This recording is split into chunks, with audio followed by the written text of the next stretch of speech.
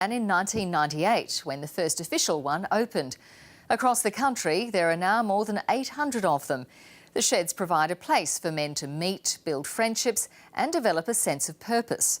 One particular shed in Melbourne's west caters for some of the country's most marginalised people, but it's now facing closure, and many of the men who rely on the shed say they don't know how they'll live without it. Josie Taylor has more.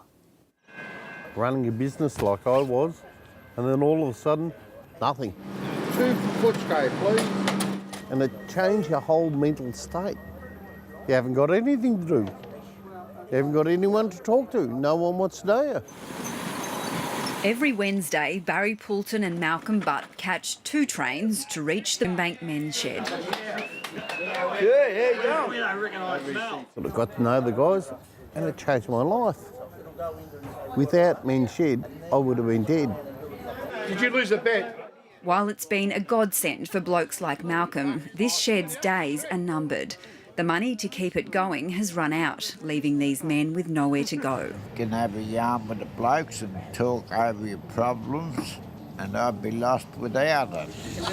It's somewhere to come. It gives me one day a week, somewhere to come. Even for a few hours, it's somewhere to come. Oh, how are you? Good, mate. Fred, how are you? Oh, fair the meeting, goody. If we'd never had a place like this, half of us would be just moping around.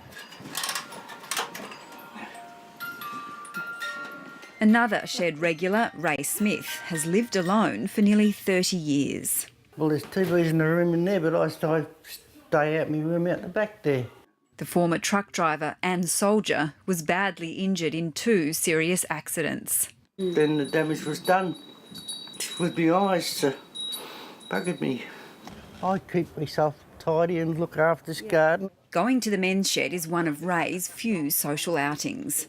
Until now, the shed has survived on ad hoc funding, but that's dried up and it's due to close its doors in 4 weeks. I wish it was open more often, the shed, but, you know, they can't afford it and they're ready to throw us out anyway. Righto, kids, come and get it. Line the up. Here you go, Barry. Thank you. This is one of the only men's sheds in the country with a paid support worker. Over 50% of the guys might have mental health conditions, might have significant disabilities, may be recovering from a whole range of things. It costs about $50,000 a year to keep the shed running. Despite lobbying all levels of government, none will commit to ongoing funding. There's nothing secured, there's nothing long term, and it doesn't look like there's anything like that in the future.